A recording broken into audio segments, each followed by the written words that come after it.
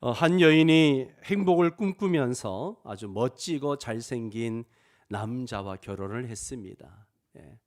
정말 행복할 것만 같았던 결혼 생활이 얼마 가지 않아서 남자를 보니까 남자가 불륜을 하고 외도를 하고 뭐 바람 피우는 게 이만저만이 아니에요. 그러니까 도저히 살 수 없어서 결국 이혼을 하게 됩니다. 마음의 상처를 가다듬고 이제 돈 많은 남자와 또 두 번째 결혼을 했습니다. 그러나 돈 많은 두 번째 남자는 너무나 폭력적입니다. 말끝마다 손이 올라가고 집에 가구가 막 날아다니고 너무너무 폭력적입니다. 도저히 살 수 없어서 또 이혼을 합니다. 이번에는 착해 보이는 남자를 만나서 결혼을 했습니다. 지난번에는 너무나 폭력적인 남자였기 때문에 착한 남자랑 살면 행복해질 줄 알았습니다. 그런데 결혼해서 보니까 이 남자는 여기저기 채무 관계가 너무 복잡합니다. 맨날 빚쟁이한테 쫓겨다니고 도망다니기 일쑤입니다. 그래서 또 헤어집니다. 이렇게 네 번째, 다섯 번째 남자를 만나 결혼을 했습니다. 그러나 행복하기 위해 한 결혼이 불행하기만 했던 것이죠. 결국 다섯 번째 남편하고도 헤어지고 혼자 살려고 마음 먹다가 마지막이라 생각하고 여섯 번째 남자를 만나서 결혼을 했습니다. 그러나 여섯 번째 결혼도 만족하지 못합니다. 또 언제 헤어질지 모르는 불안과 두려움 속에 늘 살아가는 것이죠. 이러다 보니 이제 동네 사람들한테 소문이 나가지고 늘 손가락질 당하고 또 지나가기만 하면 사람들이 수군대기 시작합니다. 그러니 사람들이 두려워지는 거죠. 그래서 늘 피해 다닙니다. 그러니 늘 혼자죠. 얼마나 고독했을까요? 이 여인은 어디서 행복을 찾을 수 있을까요? 사실 오늘 성경에 나오는 사마리아 여인이 바로 이런 여자였습니다. 결혼을 5번이나 하고 6번째 남자하고 사는 그런 여자였습니다. 참 불행한 여인이라고 할 수 있습니다. 그런데 정말 놀라운 반전이 있습니다. 이 여인을 만나기 위해서 예수님이 이 사마리아에 찾아오셨다는 거예요. 그냥 지나가다가 우연히 들린 것이 아니라 이 불행하고 고민 많은 이 여인을 만나기 위해서 일부러 그 먼 거리 4-5시간을 걸어서 이 사마리아를 찾아오셨습니다. 오늘 그 예수님이 오늘 이 자리에 여러분을 만나기 위해서 오신 줄 믿습니다. 그분은 우리의 어떤 신분이나 우리의 과거나 이런 것을 묻지 않으십니다. 있는 그대로 우리를 만나 주십니다. 오늘 이 자리에 오신 모든 분들이 이 사마리아 여인을 만나 주셨던 그 예수님, 여러분이 꼭 만나게 되기를 바랍니다. 오늘 예수님 만나러 오신 수가성 여인에게 몇 가지 인생의 고통이 있었습니다. 첫 번째 고통이 바로 정신적인 고통입니다. 바로 고독이죠. 고독. 이 여인은 얼마나 고독했을까요? 행복하기 위해서 결혼을 했지만 하는 결혼마다 번번이 깨지고 5번이나 실패하고 6번째 남편하고 살고는 있지만 그 남자도 보나마나 뻔한 사람입니다. 행복은 고사하고 언제 또 헤어질지 모르는 불안과 두려움 속에 살고 있을 것입니다. 그러니 그 남자에게 마음이 갈 리가 있겠습니까? 얼마나 삭막한 인생입니까? 잠을 자다가도 깨어 일어나서 참 많이 혼자 울었을 거예요. 그 당시만 해도 이런 여자는 거들떠 보지도 않았습니다. 그러므로 사람들을 만나기가 두렵습니다. 두문불출이죠. 물 길러 나올 때도 사람들이 아침 저녁으로 물 길러 나오는데 이 사람은 사람들 만나기 싫으니까 그 뜨거운 정오 시간에 혼자 물 길러 나왔다가 사람들이 볼까 봐 그냥 도망치듯이 집으로 돌아가곤 했습니다. 얼마나 고독한 여자입니까? 아무리 행복한 부부라고 해도 남자는 남자대로 여자는 여자대로 고독이 있습니다. 외로움이 있습니다. 그런데 결혼 생활까지 원만하지 않고 의지할 울타리도 없고 남들로부터 멸시받는다고 하면 정말 미칠 지경이죠. 흔히들 현대인들은 고독한 존재라고 말을 합니다. 우리는 군중 속의 고독이라는 말을 자주 듣습니다. 칼 로저스라는 현대 심리학자는 현대인들의 고독의 원인을 두 가지로 이야기합니다. 첫째는 자기 자신으로부터 소외된 상태에 있기 때문이라고 합니다. 쉽게 말하면 현대인들은 자기를 상실했기 때문이라는 거예요. 현대인들은 현란한 현대 문명 속에서 나 자신을 도둑맞은 지 오래라고 이야기합니다. 돈의 인격을 값싸게 팔아넘긴 지 오래라고 이야기합니다. 쾌락에 내 고귀한 인격까지 팔아버린 지 오래입니다. 그래서 인간은 고독한 것이죠. 두 번째는 자신을 내어줄 만한 대상을 발견하지 못했기 때문이라는 겁니다. 옳은 말이라고 생각하지 않습니까? 믿을 사람이 없습니다. 그래서 고독한 거죠. 사람이 사람답게 살려면 내 생명을 다 주어도 아깝지 않은 어떤 대상을 만날 때 그게 가능한 거죠. 그럴 때 삶의 의욕을 불태울 수 있는데 지금 그런 대상을 찾지 못했습니다. 이러므로 인간은 고독을 느낄 수밖에 없는 겁니다. 그래서 개인주의 울타리는 점점 더 높아지고 있는 것이죠. 여러분은 고독하지 않습니까? 여러분은 그 고독을 어떻게 해결하고 있습니까? 수가성 여인의 고독이 남의 이야기가 아니죠. 남의 이야기가 아니에요. 바로 우리가 느끼는 고독이죠. 오늘 주님께서 그 문제를 해결해 주시기를 원하십니다. 수가성 여인에게 갈등이 있다면 사랑의 갈등입니다. 사랑의 갈등. 얼마나 사랑에 굶주렸으면 이 남자 저 남자 찾아 헤매다가 여섯 번째 남자하고 살겠습니까? 사랑받지 못하는 것만큼 비참한 게 없죠.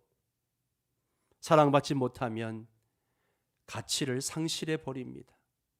사랑받지 못하는 사람은 내가 왜 살아야 하나? 내가 살 가치조차 없는 쓰레기인가 하는 생각을 하게 됩니다. 그러나 사랑을 받으면요, 자기 가치를 발견하게 됩니다. 나는 사랑을 받고 있구나. 나는 귀한 존재구나. 그것 때문에 살아갈 가치가 있다라고 생각하는 것이 인간이죠. 근데 수가성 여인은 그런 삶의 의미를 송두리째 다 잃어버렸습니다. 왜냐하면 진정으로 사랑하는 사람이 없었기 때문이죠. 오늘 이 자리에 오신 여러분, 이 시간 한번 조용히 자문해 보십시오. 이 세상에 정말로 나를 사랑하는 사람이 있는가? 하나님처럼 아무 조건 없이 여러분을 사랑해 주는 사람이 있는가? 여러분의 사랑은 지금 만족한 수준인가? 자문해 보시면 그에 대한 답을 여러분이 아실 겁니다. 인간에게는 정신적인 고통, 고독이 있습니다. 두 번째는 영적인 고통이 있습니다.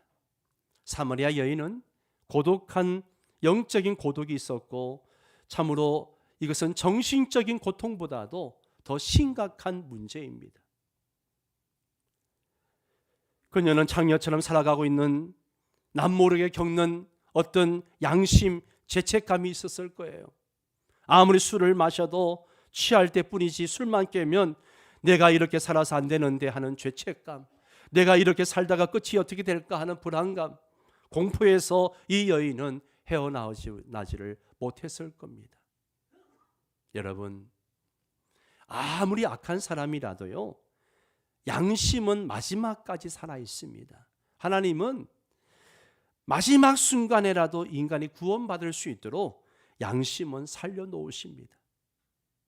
인간을 속일 수는 있지만 하나님은 속일 수 없습니다. 떳떳하지 못한 생활을 하는 사람들의 밑바닥에는 늘 불안과 공포가 깔려 있습니다. 사마리아 여인도 마찬가지죠. 양심의 가책 때문에 고통당하는 여인이었습니다. 그래서 그런지 구원자를 기다리는 영적인 갈등이 있었습니다. 예수님과의 대화 중에 나는 메시아를 기다린다 이런 말이 나옵니다. 이게 무슨 말입니까?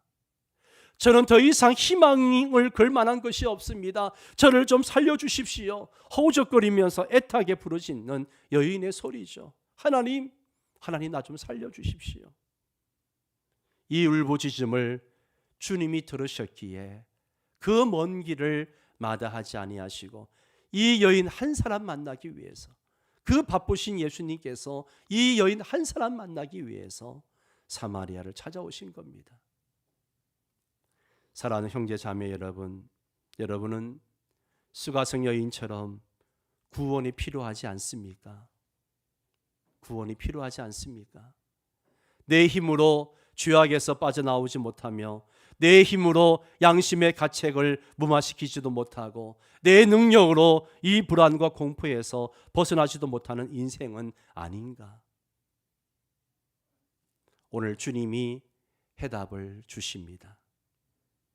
이 여인을 보십시오. 예수님과 몇 마디 대화를 주고받더니 놀라운 일이 이 여인에게 일어납니다. 여인은 물길로 나왔다가 예수님과 몇 마디 대화를 나누었는데 마음에 놀라운 변화가 일어난 거예요. 변화가 일어나자 여자는 물길을 생각도 하지 않고 물동이를 버려두고 동네로 막 뛰어들어갔습니다. 뛰어들어가서 내가 행한 모든 일을 내게 말한 사람을 와서 보라. 이 사람이 그리스도가 아니냐, 우리의 구원자가 아니냐, 막 소리를 지릅니다. 그 여자의 얼굴이요, 너무나 밝아진 거예요. 수가성 사람들이 도대체 저 여자에게 무슨 일이 일어났는가 할 정도로 얼굴이 밝아진 거죠. 완전히 달라졌습니다. 그에게 놀라운 변화가 일어난 것입니다. 그 변화가 어떻게 일어났을까요? 이 여인에게 일어난 변화가 오늘 이 자리에 오신 여러분에게도 일어나게 되기를 주의 이름으로 축복합니다. 지금까지 예수를 믿었지만 아직도 수가성 여인의 마음처럼 놀라운 변화가 무엇인지 모르고 적당히 교회만 다니고 있고 그런 분이 계신다면 오늘 새롭게 주님의 은혜를 경험하시기를 바랍니다. 예수님은 이런 변화를 맛보게 하시려고 이 여인에게 세 단계로 다루시는 것을 봅니다. 첫 번째는 여인의 관심을 물질적인 것에서 영적인 것으로 돌렸습니다. 예수님은 우물가에 앉아 있다가 여인에게 나에게 물 좀 주시오 라고 이야기합니다. 이 사마리아 여인은 예수님을 거들떠보지도 않고 말을 하죠. 당신은 유대인인데 왜 사마리아인 여자에게 물을 달라고 하느냐, 12조로 이야기를 했을 것입니다. 그 당시는 유대인과 사마리아는 상종하지 않는 아주 서로 원수처럼 여기는 관계였거든요. 그랬더니만 주님이 말씀하시기를 10절을 보세요. 한번 같이 읽을까요? 네가 만일 하나님의 선물과 또 네게 물 좀 달라 하는 네가 누구인 줄 알았더라면 내가 그에게 구하였을 것이요 그가 생수를 내게 주었으리라. 아멘, 아멘. 이 말은 네가 나에게 물을 주었다면 난 너에게 생수를 주었을 것이다, 이런 말이잖아요. 여자의 눈이요 번쩍 떠여졌습니다. 아니, 이 우물이 이렇게 깊은데 어디서 솟아나는 샘물을 얻을 수 있습니까? 그 다음 주님께서 여자의 관심을 돌립니다. 내가 말하는 것은 우리가 마시는 물을 말하는 것이 아니다. 그러면서 14절에 보세요. 다시 한번 읽을까요? 내가 주는 물을 마시는 자는 영원히 목마르지 아니하리니 내가 주는 물은 그 속에서 영생하도록 솟아나는 샘물이 되리라. 예. 여자가 들으니까 참으로 희한합니다. 한번 마시기만 하면 절대로 목마르지 않는 물이라고 합니다. 예.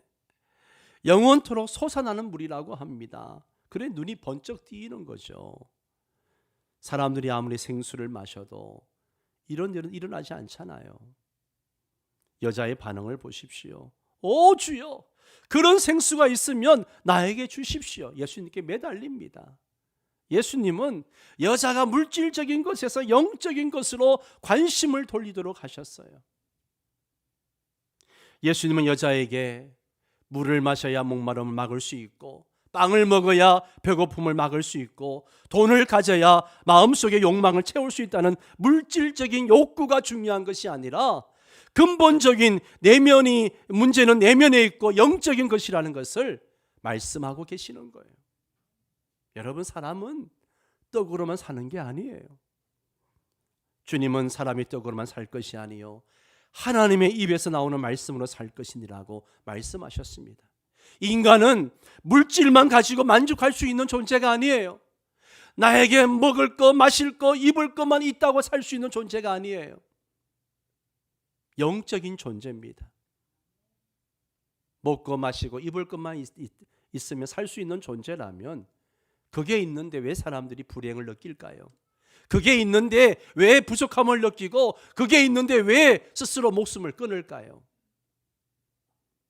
사람에게는 하나님으로 채우지 않으면 채워질 수 없는 공간이 있어요.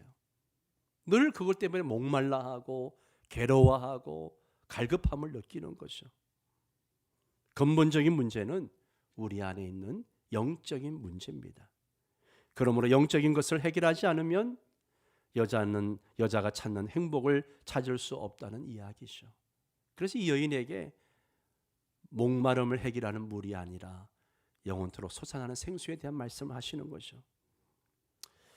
사실이 그렇습니다. 많은 사람이 자기 내면의 욕구, 이루지 못한 꿈, 자신이 가진 비전과 야망, 이런 것을 전부 소유해야만 행복해질 수 있다고 말합니다. 그래서 솔로몬은요, 눈에 보이는 대로, 자기 마음에 원하는 대로 다 취하고 살아보았습니다. 지혜의 왕 솔로몬은 그렇게 살아봤어요. 그렇게 살아본 솔로몬이 인생을 다 보내고 이제 죽을 날이 얼마 남지 않았을 때에 이런 이야기를 합니다. 전도서 2장 10절 이하를 보면, 무엇이든지 내 눈이 원하는 것을 내가 금하지 아니하며 무엇이든지 내 마음이 즐거워하는 것을 내가 막지 아니하였으니 이는 나의 모든 수고를 내 마음이 기뻐하였습니다. 이것이 나의 모든 수고로 말미암아 얻은 몫이로다. 11절 같이 읽습니다. 그 후에 내가 생각해 본즉 내 손으로 한 모든 일과 내가 수고한 모든 것이 다 헛되어 바람을 잡는 것이며 해 아래서 무익한 것이로다. 아멘. 여러분, 많은 사람들이 이 솔로몬처럼 쏟고 사는 거예요. 예. 그래서 이 땅에 살면서 더 좋은 차, 더 좋은 집, 더 많은 것을 소유하고 살면 만족할 줄 압니다. 그런데 살아보니까 어떻습니까? 좋은 차 타면 만족하든가요? 좋은 집에 살면 만족하든가요? 사람은 만족이 없습니다. 그런데도 자꾸 욕망대로 살려고 합니다. 그 욕망이 자기 내적 충족을 채울 수 있다고 생각합니다. 여러분은 그렇게 쏟는 사람이 아닌가요? 그렇게 쏟고 살고 있지 않습니까? 예수님의 대답을 들어보십시오. 돈과 쾌락이 없어서 문제라고 말씀하지 않습니다. 고독이 인생의 문제라고 말씀하지 않습니다. 근본적인 문제는 내면에 있다는 거죠. 영적인 문제라는 거예요. 여러분, 예수님을 믿는 것은 생수를 마시는 것입니다. 내 안에 예수님을 영접하는 거예요. 예수님께서 내 안에 들어오시면 생수가 넘칩니다. 이 여인이 예수님이 하나님의 아들인 것을 믿으니까 지금까지 그를 괴롭혔던 사랑의 갈증, 고독함, 죄책감과 두려움이 일시에 사라지고 마음의 평안과 기쁨을 얻을 수 있었습니다. 그래서 동네로 막 뛰어들어가면서 소리를 지릅니다. 내가 만난 예수를 보십시오. 나에게 새 생명을 주었습니다. 외칠 수가 있었던 거죠. 예수님이 우리 안에 들어오시면요, 모든 문제가 완전히 해결됩니다. 아멘이십니까? 예수님이 마스터키예요. 문제는 다양하지만 수십 가지, 수백 가지, 수만 가지 인생의 문제가 있지만 대답은 하나입니다. 바로 예수 그리스도입니다. 이것은 믿어본 사람만이 아는 거예요. 믿어본 사람만이 압니다. 예수 그리스도가 마음에 오시면 깨끗이 치료됩니다. 생수가 터지기 때문이죠. 예수님께서 우리 안에 오시면 생수와 같은 역할을 어떻게 하시는 것인가? 자, 요한일서 1장 12절을 한번 같이 읽을까요? 영접하는 자 곧 그 이름을 믿는 자들에게는 하나님의 자녀가 되는 권세를 주셨으니, 예수님을 영접하면, 예수님을 믿기만 하면 예수님께서 우리 안에 거하십니다. 내 안에 예수님께서 오시기만 하면 무엇으로도 채울 수 없었던 공간이 채워지게 되는 것이죠. 하나님의 자녀가 되는 놀라운 은혜가 있습니다.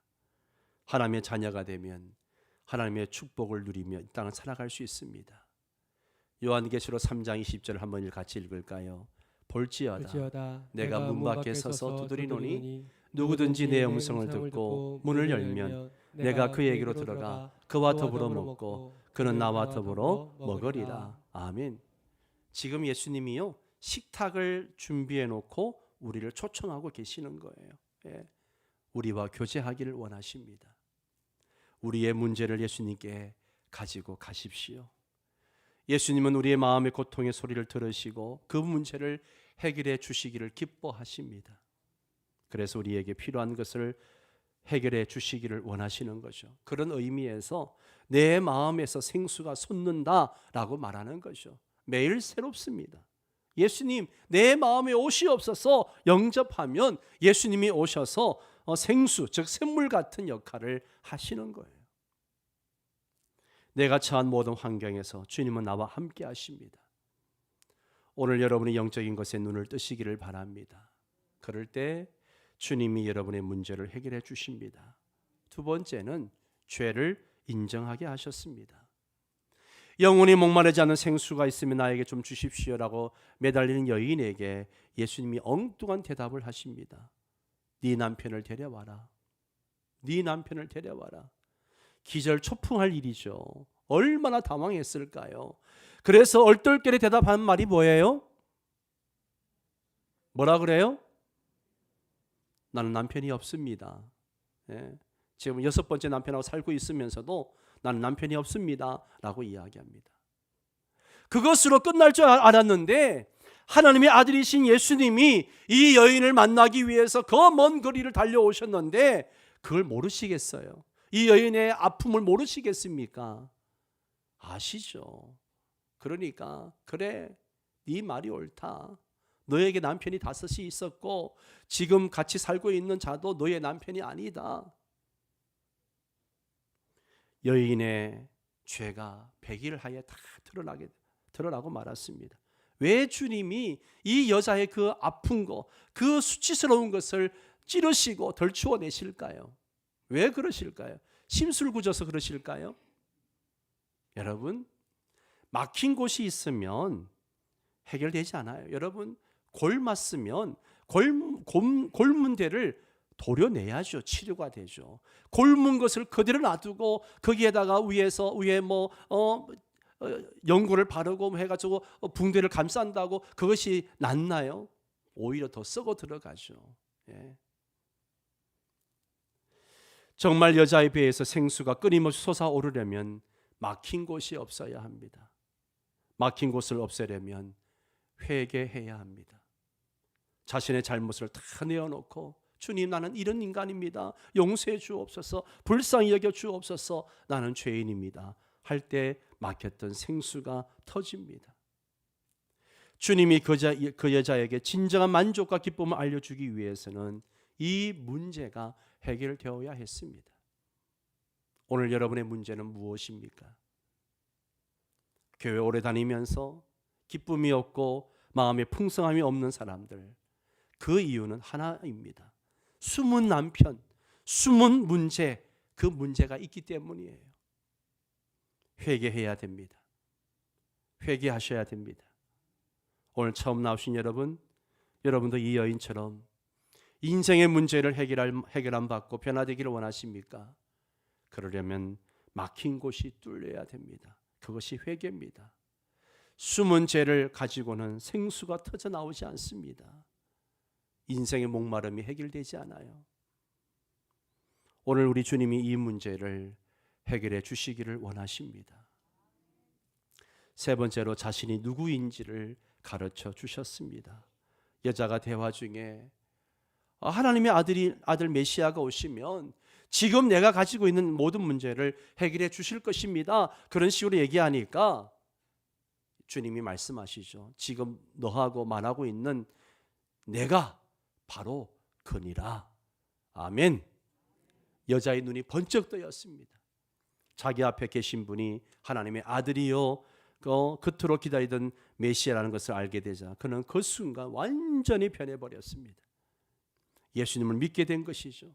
그 순간부터 그녀 속에서 생수가 막 솟아나오기 시작합니다. 가만히 있을 수가 없습니다. 못 견딥니다. 물동이를 버려두고 동네로 뛰어들어가서 사람들을 만나서 찾아다니면서 사람들을 만납니다. 그전에는 막 숨어 다녔는데 이제는 부끄러움이 없습니다. 만난 사람들마다 내가 우리의 메시아, 우리의 구원자를 만났습니다. 외치기 시작합니다. 오늘 이 자리에 처음 나오신 분들 예수님의 능력을 믿으시기 바랍니다. 예수님의 이름을 믿으시기 바랍니다. 그럼 여러분에게 생수가 터집니다. 생수가 무엇입니까? 예수님이 말한 생수가 바로 예수님 자신이에요. 예. 요한복음 6장 35절을 같이 읽습니다. 예수께서 이르시되 나는 생명의 떡이니 내게 오는 자는 결코 줄이지 아니할 터이요 나를 믿는 자는 영원히 목마르지 아니하리라. 아멘. 성경에는 예수님을 생명의 떡, 생수 이런 표현을 많이 하십니다. 생수는 예수님 자신입니다. 예수님을 마시고 먹는 사람은 영원히 목마르지 않습니다. 예수님에게 와서 믿는 것이 바로 마시는 거예요. 예수님이 주시는 생수를 마시는 것입니다. 예수님을 먹는 것입니다. 이 시간 예수님을 이미 믿고 있는 분들에게 말씀을 드립니다. 예수님을 날마다 맛보면서 그 기쁨 속에 감사하며 그렇게 살아가고 계십니까? 그런 은혜가 넘쳐야 돼요. 초가집에 살아도 천국에 사는 기쁨을 가지고 살아야 합니다. 여러분 안에 하나님 나라가 임하고 있습니까? 이 은혜가 있어야 됩니다.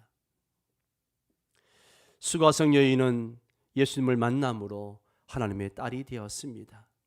사랑하는 여러분, 우리는 마음의 고통, 두려움을 숨기고 살 때가 많습니다. 남들에게 마음을 들키지 않으려고 혼자 속으로 울며 살 때가 얼마나 많습니까? 그러나 오늘 주님이 여러분의 마음에 오시면 이러한 문제가 해결되어집니다. 놀라운 변화가 일어납니다. 예수님은 하나님의 아들이십니다. 우리의 구원자이십니다. 나를 구원하기 위하여 십자가에 못 박혀 죽으시고 3일 만에 부활하셨습니다.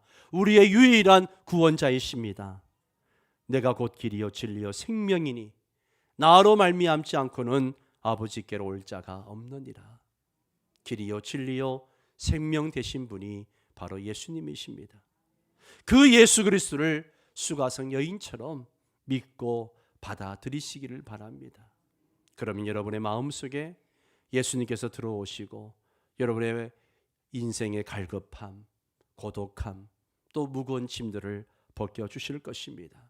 그러면 여러분 안에 진정한 평안과 기쁨, 감사가 넘쳐나게 될 줄 믿습니다. 우리 함께 찬양 같이 하고 기도하려고 하는데요. 찬양